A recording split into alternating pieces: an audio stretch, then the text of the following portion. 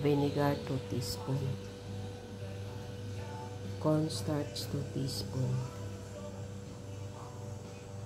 Sugar 1 cup. 4 white eggs. A pinch of salt. Beat until soft.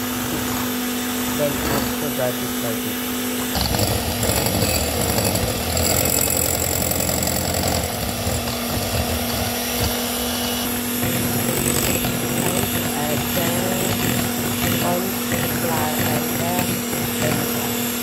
Ayan na guys, nilagay ko na yung cornstarch, vanilla at saka white vinegar.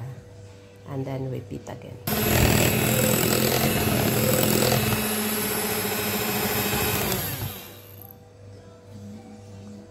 Hindi pa siya stiff.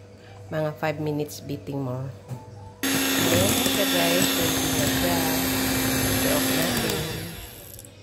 Ayan, stiff na siya. Yan.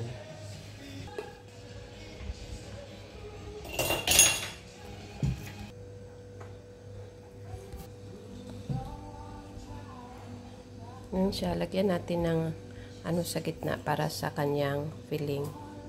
Topping mamaya.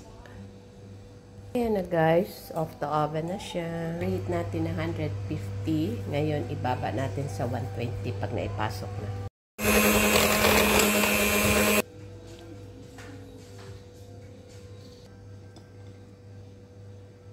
Nag-crack naman talaga siya. Kaya nga, parang na-design na talaga siya. Nagkaka-crack na. It's done.